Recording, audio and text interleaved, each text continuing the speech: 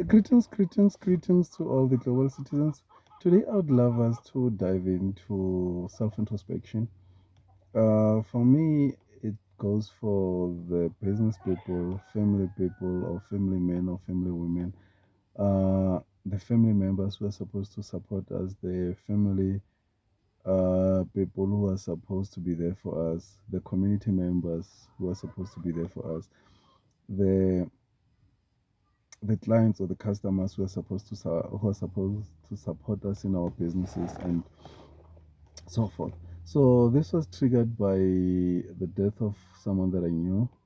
The guy was so good at his craft. He was so good, a very great person, soft spoken, someone who doesn't provoke. Actually, the guy was so good. Everyone who was there, they spoke how good the person was, and even if you hire the person into your home, because the person was a home designer, I can say, even if you call that person to do something for you, he will even screw the doors, help you with the extras that he's not going to charge you for.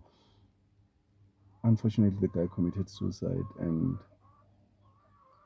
it triggered so many things as it happened during the shutdown of Drip or liquidation of Drip Footwear and some of the companies. Then I got to ask actually, how's Lookout doing? And it gets tougher. It gets tougher in the business world, man.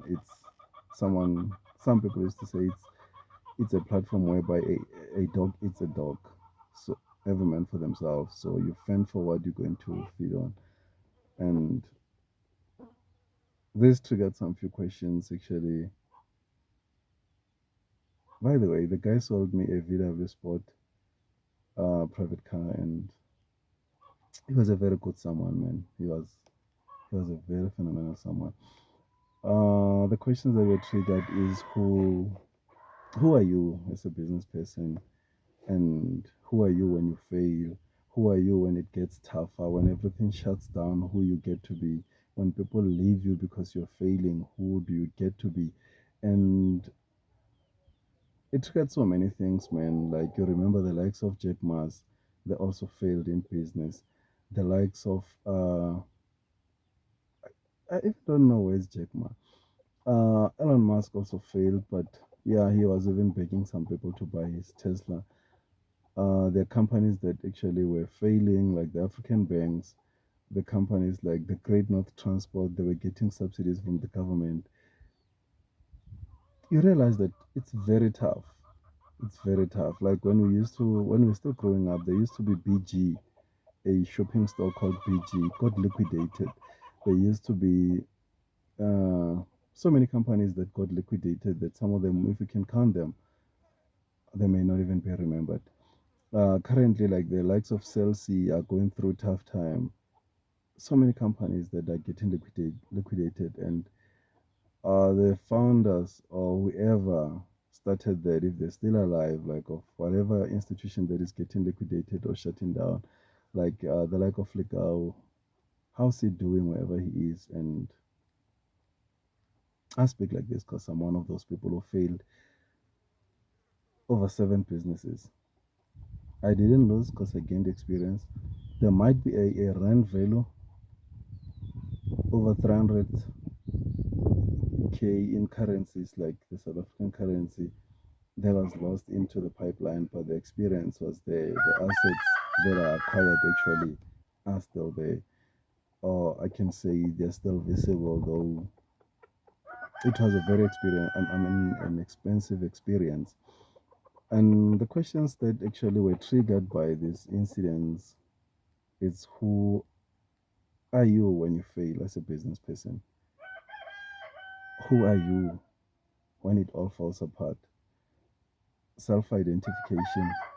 Who are you as a role player when it all crashes, when it all crumbles down, when it all gets swallowed by the trial, test, or tribulations, when you see your net worth shaken daily, when all hopes becomes wishes, when all calculated steps becomes opinionated ideologies, when all luck becomes misfortune, when everyone sees the results and walks away, and it's clear that they are leaving due to unfavorable changes you might be going through, when even those you depend on get tired and walks away, when your inner circles become smaller, then empty?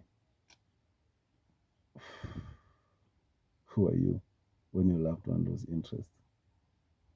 Will you value those who lose interest and hide it, or those who reverse it and leave you? Will you value the pretenders who console you, or the individuals who value their interest?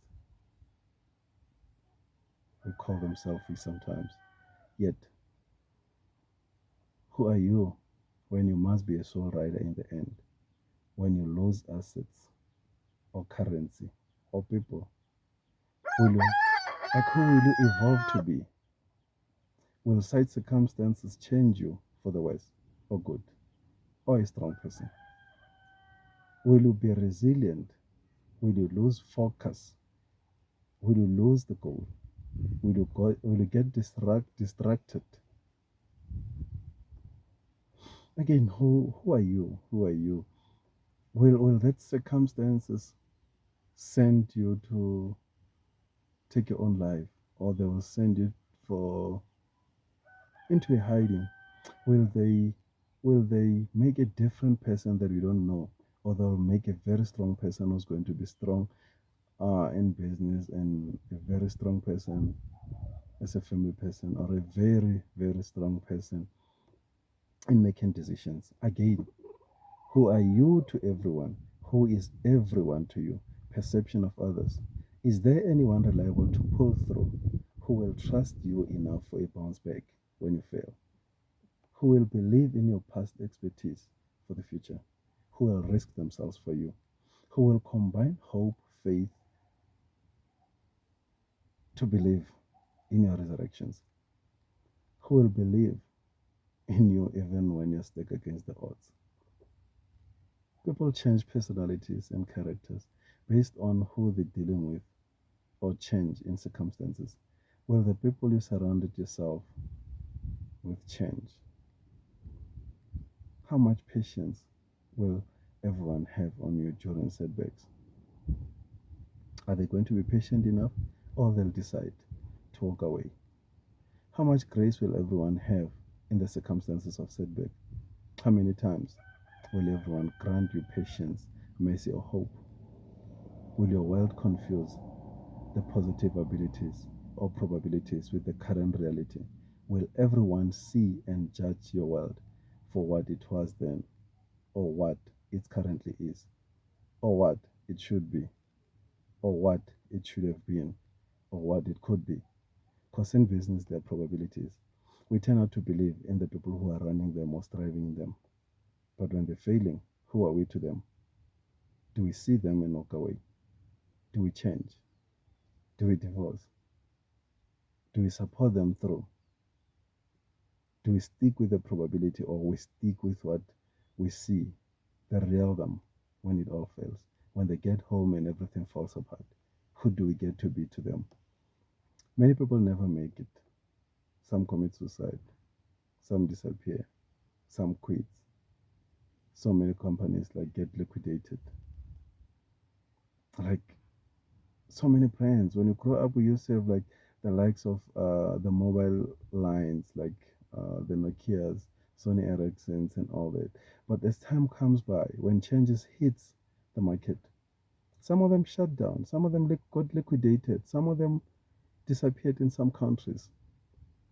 The clothing brands, they disappeared, and that's why we get to find out who are the people around us when it gets tougher. To all the types of associations, family, or partners, who are you when I get to be wrong? When life disappoints me, when I disappoint you? Who are you when life gets me in the blind side? Who are you when I fail? When I lose everything? When my calculations are proven to be wrong? When my calculated risk becomes trial and error? When I'm in the season of training and my attempts prove that I'm not ready? Who are you when I'm no longer dependable? When my reliability fails you? When I even fail myself? When all my promises fail due to unfavorable circumstances? Will you judge the situation based on the character, personality, current circumstances, or expectations? Will you hold on to the expectations bar or adjust to the past known bar or adjust to the current cycle? Will your loyalty still be unquestionable? Will your loyalty still be unquestionable again? Will you change subjects? Won't your loyalty be divided among multiple kingdoms? Won't you change sides? Won't you change principle based on who you're dealing with now?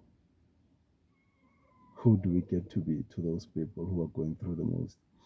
And do we self-righteous?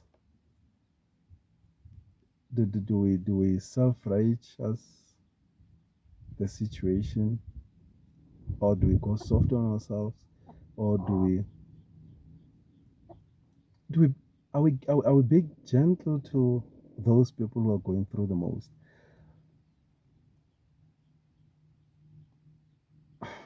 It's tougher. It's dog wild in the business world. I hear someone was telling me about the Lukau's wife, the drip manufacturer, the drip car founder, saying he's only coming up with tricks so he doesn't want to share with the wife. And you ask yourself, who will risk their reputation and risk their baby just not to share with the spouse? In those times, who we know actually are more important, or are not it's not important than who knows us. Who knows you versus who do you know? Who you know, it's no longer important than who knows you. We all know billionaires in the world. Do they know us?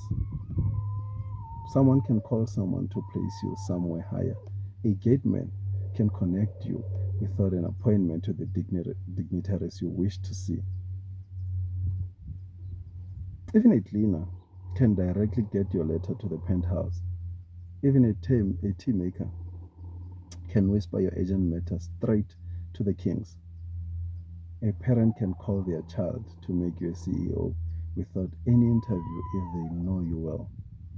Who do you know and how do you know them to highly recommend you? Imagine if 5 billionaires knew you, 5 millionaires knew you, how successful you might have been. Even opinion would have been seen as a business opportunity. Every idea would have been given a test, and every attempt would not have been in vain. Unlike you knowing millionaires that you cannot even send a message to, you cannot even get closer to an influential middle class someone because they do not know you. Who knows you? It's important than who you know. Imagine if the Pweluka was not far from Mutsipe, how much money could have, or how much injection he could have got into his business. All these businesses that are shutting down with probabilities, how much money they could have got as investment, how much support they could have got, how much connections they could have been exposed to. Again, who are you? Who are you again in your relationships? The strategic relationships, seeding and adding value upfront. Who are you to the influential and powerful people around you? Have you seeded enough that you do not need to introduce yourself? That you do not need to remind anyone who you might be? Have you been a good seed to germinate positive results? When seeding, were you that good that everyone can recommend you repeatedly for growth? Seeding might be saving, being a mentee, adding value upfront in all other possible ways. Have you rooted yourself good enough in those strategic relationships? Have you saved enough that you can now consume maximized benefits? Who can you call once and get lifetime break? How many strong men of charisma would want to get closer to you? Cultivate the surrounding. This, I'm still going to say it like cultivate your surrounding for those positive strategic relationships. Work on yourself. Work harder in the self development column and invest in yourself as the biggest asset in your life. Assets needs to be developed worth more. They need to be invested in to increase in value, and they need to be maintained continuously to avoid wear and tear. Seek growth, mentoring, attend seminars, workshops, work in the communication skills and abilities, build strategic relationships. Until then, hasta la vista. By the way, this video was recorded in our farmland actually, uh, from my maternal side. That's why you could hear a goat, a chicken, or a hen in the background. You could sense peace because I'm in the farm. Don't forget the self introspection. Who are we when things get tougher? And who do we get to be to those people who are in business? Hasta la vista.